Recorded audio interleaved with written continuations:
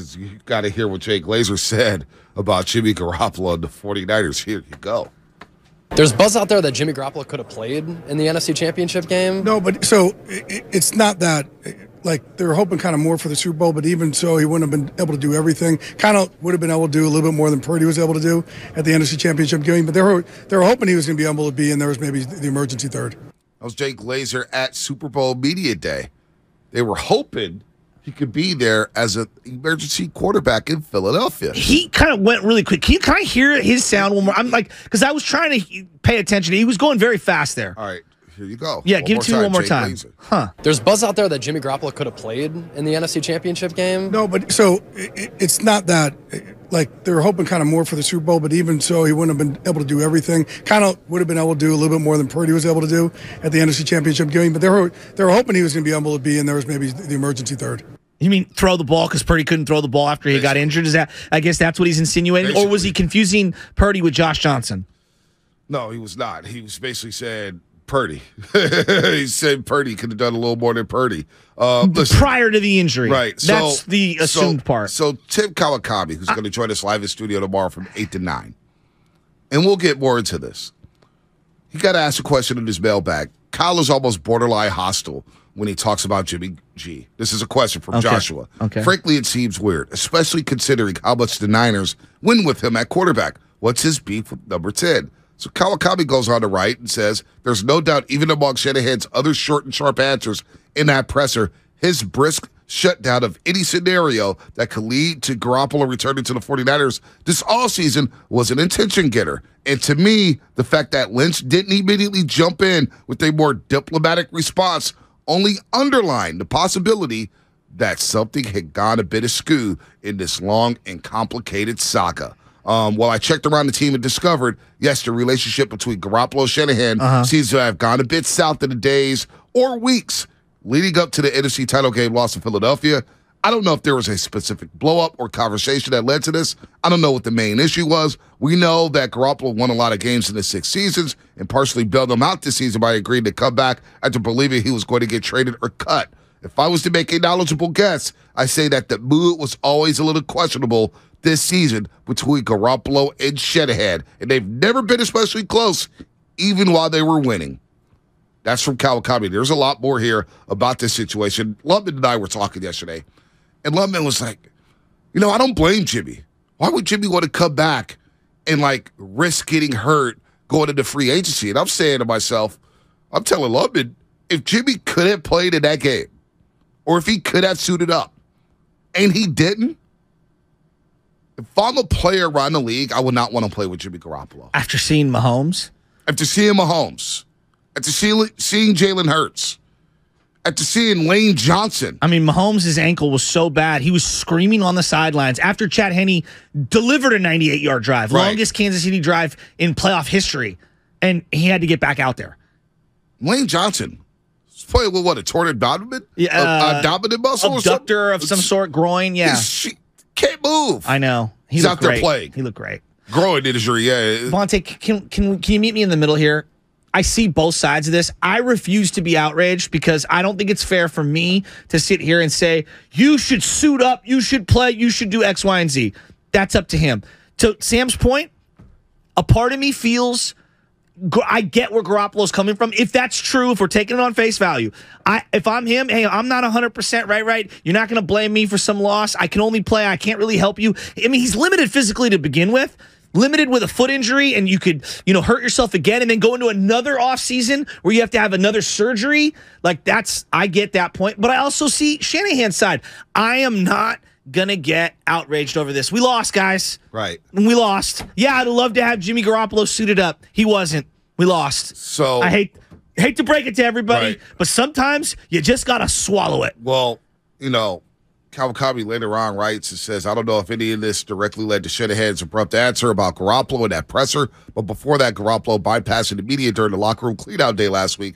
I imagine this was part of the atmosphere around the two. Also, the Niners held open a roster spot, possibly for Jimmy Garoppolo. Hassan Ridgeway wasn't active. Could have used him in that game against Philadelphia, so he didn't have a healthy backup third-string quarterback.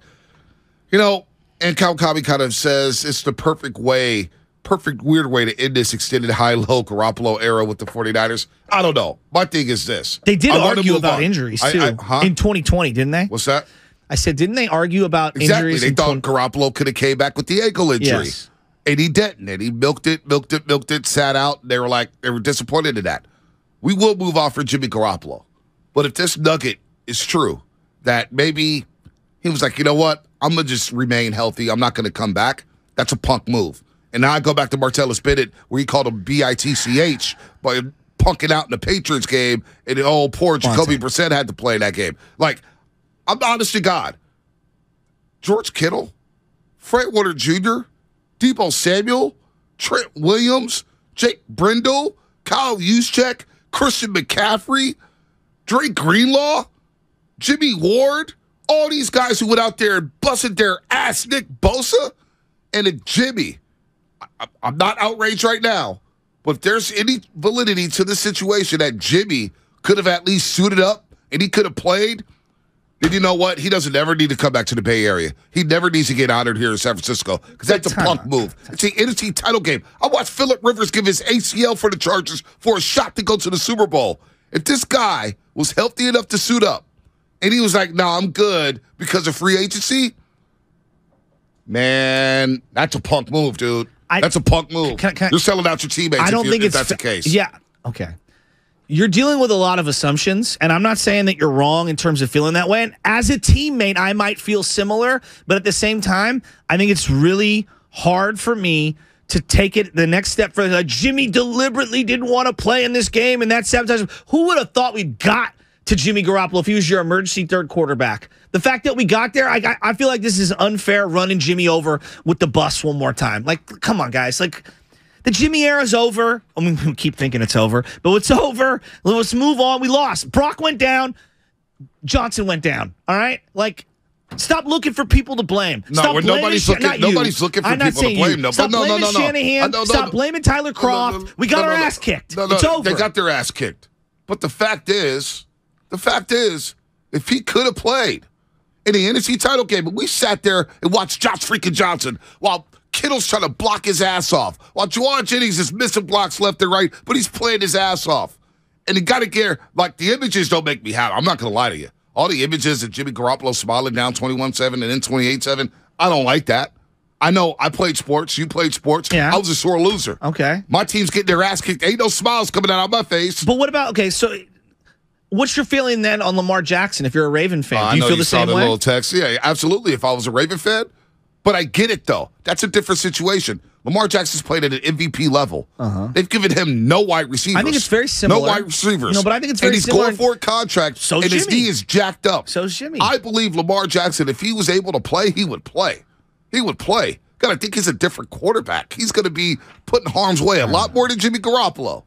I am never going to be in the business of telling people to play the game of football if they're hurt or what they should do with their own bodies. For me, that's a stretch I can't go. I just can't do it, dude. I don't think it's fair. Look, Purdy went down. We were going to win or lose with Purdy. The second Purdy went down, it was like, okay, maybe Josh Johnson could pull a miracle out of his back pocket. And then Josh Johnson goes down, and we were supposed to expect Jimmy, who hadn't practiced in weeks on end with a bum foot, who has limited mobility to begin with, who played through an injury last year. I'm supposed to believe he's so soft he doesn't want to play. Like, I don't think that's fair. I'm that's not calling just him soft. Calling him selfish, if that's the case. Okay. If that's the case, that's selfish. That's not being a good teammate. But what if you're Jimmy? Would you have played? Absolutely. Really? I owe it to George Kittle. After they've thrown you out with the bathwater? For a chance to go to the Super Bowl? After 6 weeks of people saying, man, Brock's making Jimmy look like crap? I'm playing. That's not fair. I'm playing. I don't think that's fair. A trip to the Super Bowl's on the line. I could go out there and make $100 million if I win this game and get to see to the Super Bowl. All of a sudden, the narrative, it's like, oh, my God, Jimmy Garoppolo came back from a broken foot injury to save the 49ers. All of a sudden, I'm eating for free in the Bay Area again. All of a sudden, I'm getting all the headlines. All of a sudden, I'm one of the most sought-after free agent quarterbacks on the market, and that still may be the case. To me, if that is true, and I don't know if it's true or not, I would be ticked off. Watching Trent Williams out there, limp around that football field, and then go out there and DDT those guys. They were helpless out there with no quarterback. We watched it with our own two eyes. Fred Warner got hurt the second play of the game, went to the tent, came back. And if Jimmy could have suited up and played. Oh, that's a terrible ending. That doesn't sit well with me, man. To me, that's selfish to me. I'm sorry. I'm not allowing whatever these reports are to affect my opinion of Jimmy Garoppolo long term or what he did with the Niners. And this, I just think it's so unfair. It's so unfair. So we're mad at him because with zero practice, I'm not saying you. People are mad at him because they saved the roster spot. They were hoping that maybe he could get back. He didn't get back. You see a still photo of him smiling on the sidelines, and now we're supposed to be angry at him after he gave his shoulder to this organization, after he took a pay reduction, stayed here, helped you get in a position to hand the baton to Brock. He had no choice. I don't think that's fair. He came in week 2 Seattle, and everybody was running to Michael Silver talking about, whoa, that was Niner football. Oh, my God. Give us a better one chance. bridge too many. I'm not even a Jimmy fan. I'm not even a Jimmy fan. I just feel like it's too many bridges for me to connect, for me to be outraged at Jimmy Garoppolo. That feels unfair. More coming up about this situation with Tim Kawakabe. He'll be live in studio tomorrow from 8 to 9 a.m. right here on the Morning Roast. 8 to 9 a.m. on the Morning Roast. I would be pissed off if he's so. We don't know if it's true, but boy, that doesn't sit well with me if it is. That will not sit well with me. Let us know.